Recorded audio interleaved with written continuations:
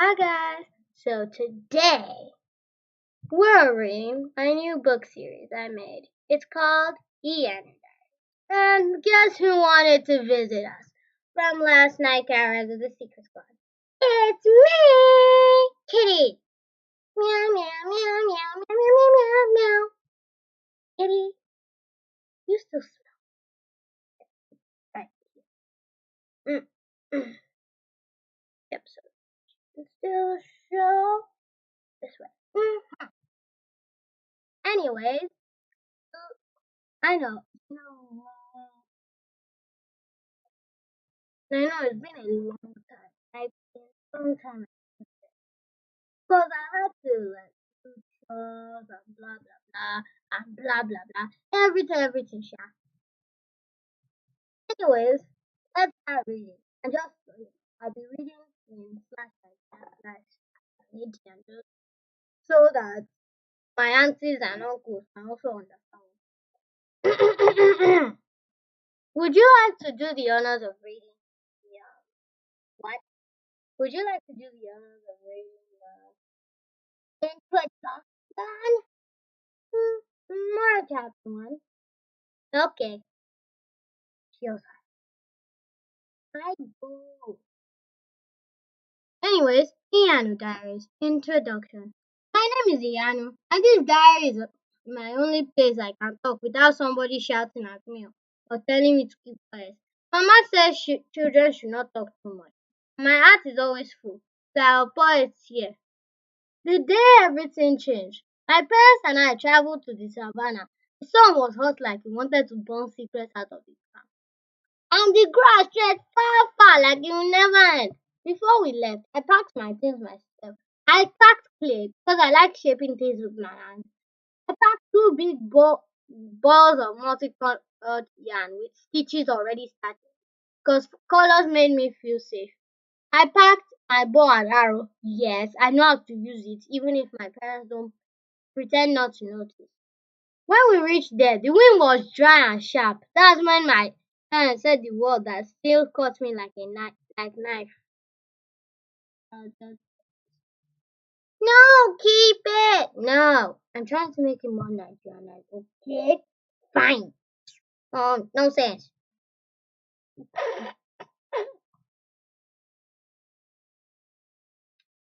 Okay, but continue. They said I was useless. My little brother was their real child. That I that I was just there, taking space. I wanted to start. Not me that sweeps the house. Is it not me that cooks, fetches water, or washes the fire? But my mouth could not move. I cried, not small crying, oh, real crying that shakes your chest. I cried because I had given everything, and still they abandoned me there like I was nothing, like I was nothing, like an old calabash with a crack. You're wondering what calabash is? I don't know, but share something in Africa. I've seen it before. I don't know. Check Google.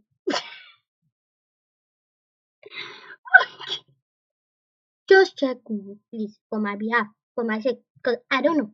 I don't know. Any Canadian that is watching this, special shout out to my friend Lincoln.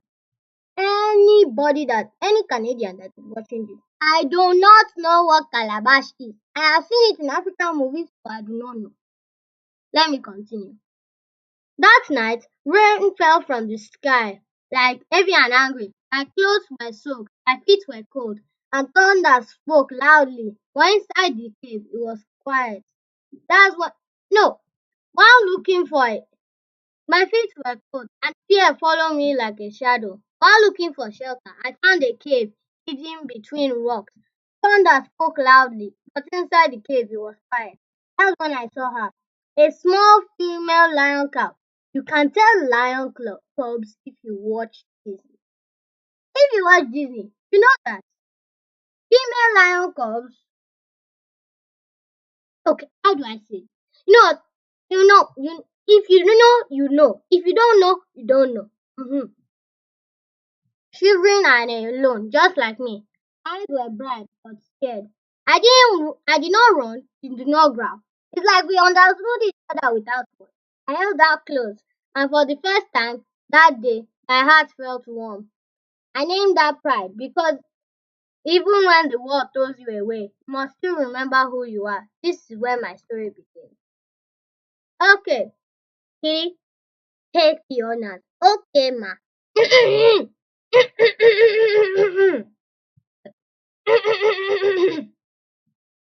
Chapter 1, Iyanu Diaries. Chapter 1, Learning to Survive. The rain stopped before morning, but the cold stayed sharp. Try it. Yes, now sharp, but the cold stayed sharp. I woke up inside the cave. I woke up inside the cave with my back aching and pride crawled beside me, a small body rising and falling softly. When I opened my eyes, I, I and saw her, I remembered that I was not completely alone in this world. That thought gave me strength. Hunger will not finish us, I whispered to her, even though my stomach was already complaining. Oh God. The first thing I did was check my things. My clothes still wrapped well, not soaked. The yarn was dry. My bow and arrow were safe. The water bottles were half full. Thank God quietly. The way my grandma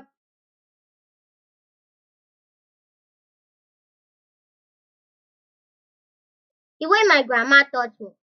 I knew how we had to survive. So I started training pride early. At first it was play. It was play. You could have just copied and pasted. Oh.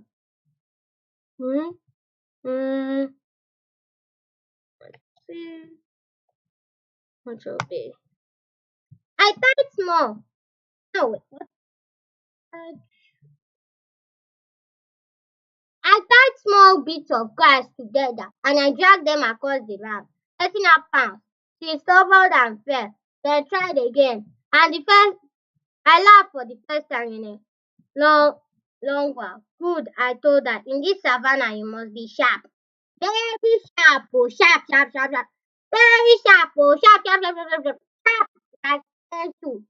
Okay, continue, please. Fine. But I want to give you what is wrong with you? Okay, fine. Calm down. Do like this. Eh? Do like this. As days passed, I taught her to watch, to stay low, to listen before moving. I practiced with my bow too, shooting at marked stones and old tree stumps.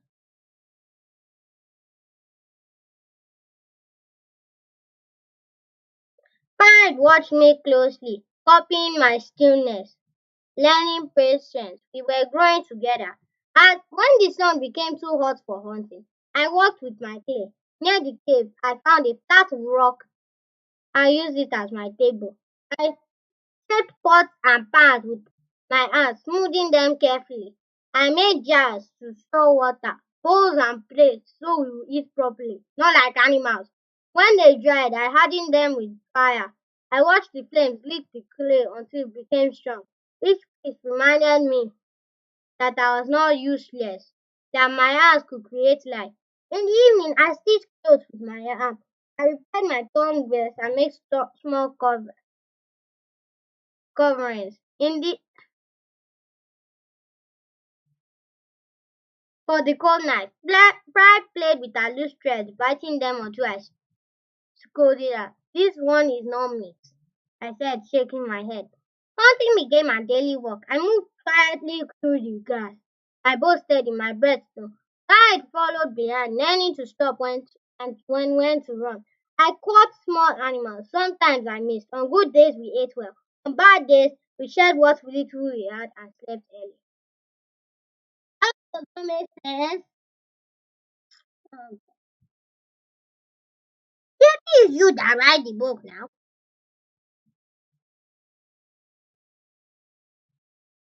All right. Yes. Okay. Now I get. Anyways, continue. One afternoon, when the sun was softer, I found the sound of water and I found a river. My heart jumped with joy. I made a simple fishing spear from wood and string and stood still like a heron.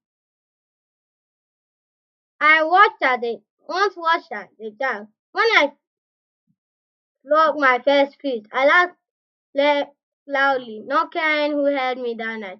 I roasted fish outside the crate.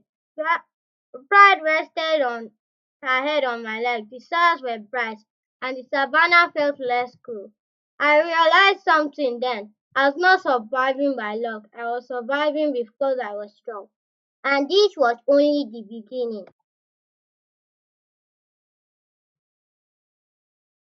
Should we read chapter 2?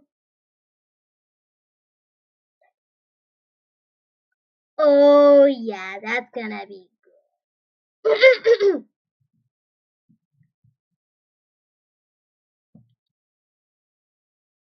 Oh,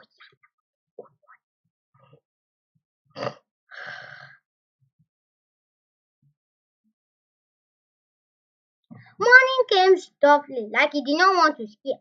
My turn. No, why, no, why, no, why did you take it quiet? Sound. No sound. No, my friend. Should I throw you in the garbage? No, no, no, no, no. Sit down there like a proper cat. Morning came softly. Like he didn't want to scare us. Pride turned and bumped her head against my arm, asking for attention. I smiled without thinking. We have work to do today. Oh.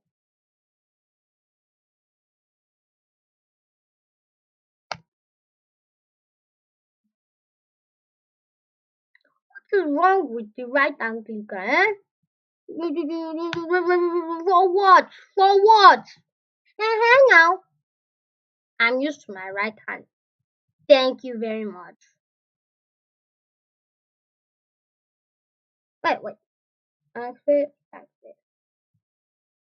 I told her our water was finishing, so I carried my empty jars and walked to the river.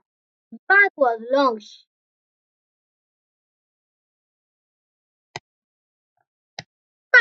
long, sha, and the sun was already warming the earth. But the sound of flowing water pulled me forward. When I reached the river, it welcomed me with cool air and moving light. I knelt down, filled my jars slowly, and drank the water the way my why did I just write? Should have written the way my grandma once taught me. Water is life. You don't insult it by washing. That's true. You don't insult it by washing. Because normally, if you insult it by washing, you get tiny like this. You'll be tiny like this. Back to the cave. Back at the cave, I sat on a flat stone and brought out fresh clay. I decided to make cups. Proper one for me and one for pie. I fried. I saved mine with smooth sides and carved and carved small lines around it. Pie's cup was shorter and wider, so she could drink easily. When they were done and fired, I poured water inside. See? I laughed so. We're no beggars here. Pride lapped the water from her cup, splashing water everywhere.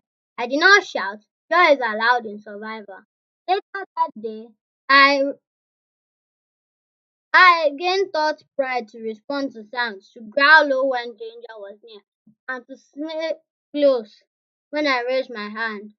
We practiced with shadows and falling branches. When she charged at a moving leaf, fast, fierce, and fearless, my chest swelled with pride, real pride. Seeing myself too, I ran onto my legs first. I practiced drawing my bow back faster. I aimed when my arm, aiming even when my arm shook. Blood, blood. I need to spit out. Blood, blood, blood, blood. I need to spit out something. Oh god. Bleh, bleh, bleh, bleh.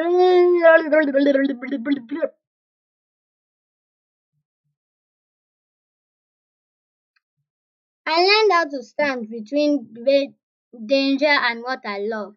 By evening, Bride was tired but alert, her ears pricking at every sound. She laid beside me at the cave entrance, watching the world like a small guard with a big heart. As the sun dipped into the land, I realized something important. Oh God, I did not know this. I literally thought I finished all of this. Ah, not know I wrote it. I do not know.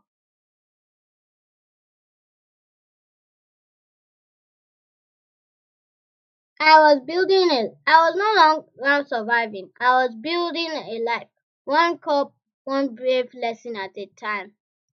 And one brave step at a time. Nothing. Do you want to take the honors? Nah, I'm good. Nah, I'm good. Okay. Eh, don't rest on me like your pride. Yeah, take your hand. Yeah.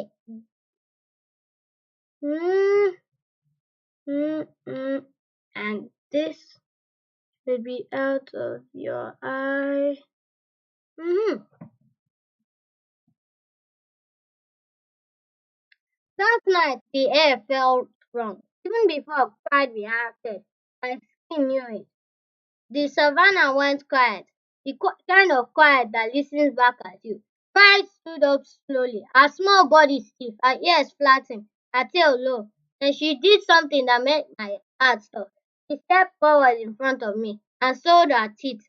Her claws came out, sharp, ready, and scraping the floor. A sound rolled from her chest, not loud but serious.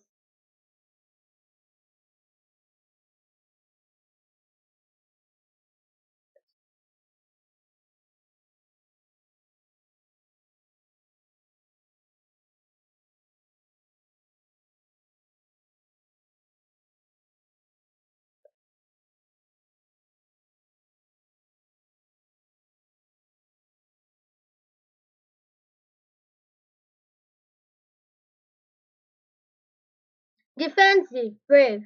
That's when I saw the cheetah. It moved like the wind. It spotted and fast. Its eyes fixed on our cave. It was bigger than five, stronger and hungry. And that's where we'll leave you today. I don't think that was a cliffhanger. Okay. Its eyes fixed on our cave. It was bigger than pride, stronger and hungry. My hand went to my bow, but everything happened too quickly. The teacher lost. That pride did not run. He met it head on. That's where we'll leave you today. Bye. Tune in next time for the rest of chapter 3.